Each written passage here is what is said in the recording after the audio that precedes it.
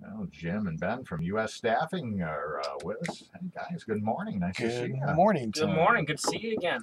So I wonder if it's going to be raining for the Battle Creek Festival, the Winter Festival. Winter Festival. I think maybe tonight might not be the best night to go, but it looks like it's going to be a good weekend though. Yeah. It's supposed to Did dry you get up down tomorrow, there? I think. Did you get down there for that at all? You know, I haven't so far because I've Yeah. been really busy this holiday season, but they've got a lot of things going on, wagon rides, and crafts. Circus acts. Yeah. They got to be cold. Is that jugglers and jokers out there in the streets of Battle Creek? Yeah. Juggling They did knives that and like a week or fire so flames? ago. Yeah. Yeah. Well, there's a lot of jokers out there. Probably some jesters, too. And, That's right. It's like there's a lot going on down there. That's good. well, Tim, as we get going this morning, we found some fun facts from the dark corners of the web about getting older. The darkest corners is where they keep all this information.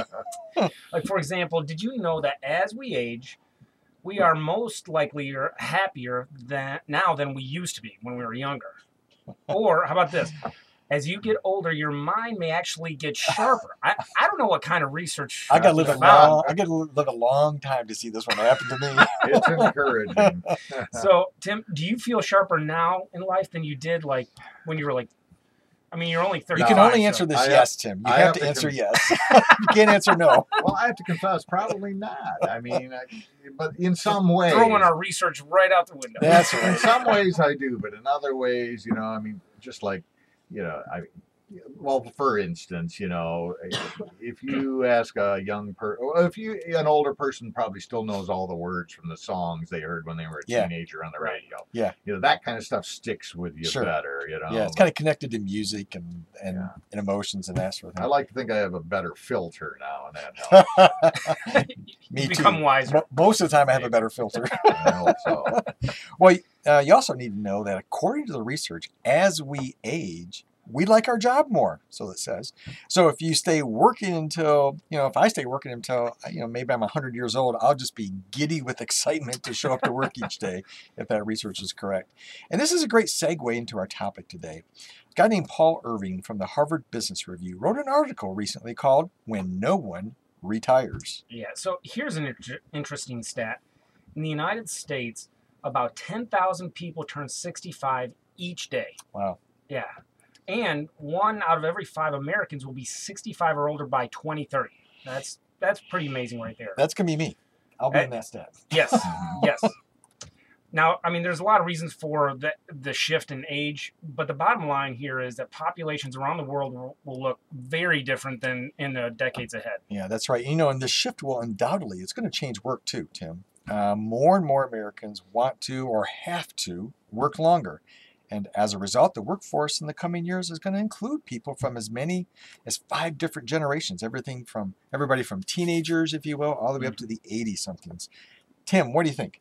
What are some of the challenges employers you think face when they have this wide range of ages in the workplace? A couple of things. One is just a difference in work ethic. Yeah. And and that changes from time to time. But what I see is older workers have more of a nose to the grindstone. Hey, you always show up for work, period. Ready to do the job. Whereas younger workers are like, yeah, but we're going camping. See ya. We're gonna play some video games for a while. So that's a problem. But then the other problem too is you have a lot of older workers that think I worked my buns off for 20 years. Yeah. And at some point, somebody else has to do that. And, I'm still a valuable employee, but I shouldn't have to work 18 hours. I should be allowed to coast for a while. Right. Yeah. Well, I don't know if coast is the right word, but kind of along take it those easy lines. a little. Well, the question that this article deals with is, are companies prepared for this aging workforce? And frankly, the short answer is no, they're not. Yeah, not a lot of companies are preparing for this. So so let's take a look at why some of the leaders are overlooking the opportunities that the aging population offers. So the first reason why they are overlooking this is about the ageism effect. Mm-hmm. There's a broad assumption that an aging population has more negative effects than positive ones. So business leaders sometimes see an aging workforce as bad. Yeah. But the typical 60-somethings are healthy, they're experienced, and more than likely, more than their younger colleagues, they're more satisfied in their jobs. They know what they want, yeah. And reason number 2 that business leaders are overlooking the opportunities of an aging workforce, according to this article, is that these leaders don't know how to manage a multi-generational workforce. The same question we just asked you, Tim, leaders face. Some best practices, though, that are emerging by businesses that they have included redefining the work week to accommodate this aging workforce. For example, flex scheduling, part-time work, and get this, even sabbaticals or time off, if you will, for older workers. And the key is to start talking to your older workforce to find out what is important to them, because it's likely different than it is the younger generation. Yeah, there's no doubt. And the third reason why business leaders do not see the benefits of an aging population is because they're not sure how to turn what they see as a crisis into an opportunity. And this is probably more of a leadership issue than anything else, but seeing an aging workforce as an opportunity requires change in the culture of a business. Business leaders need to be able to reject the assumption that people become less tech savvy as they get older.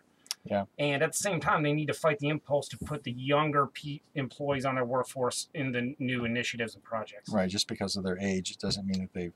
Right. So, by considering the benefits of an aging workforce, the business community has a chance to spearhead a broad movement to change culture, create opportunity, and drive some growth.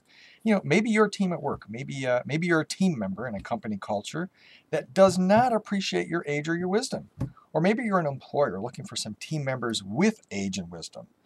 Contact us at U.S. Staffing Agency, and we can help you out there. Ben, how can the folks contact us? Well, if employers and potential team members want to talk with us, they can find us on Facebook at U.S. Staffing Agency. They can live chat with us on our website at usstaffingagency.com. Or they can come into our Battle Creek location at 914 Columbia Ave. The phone number there is 269-589-6507. Now, next week, that's the hopefully by December 21st, we will be moving our Battle Creek office over to the Mingus Creek Plaza on Beckley. You can... Oh, great. Yeah, you already see our signage up there now. So this will help us, contact our... that's next week already. That's next week, yeah.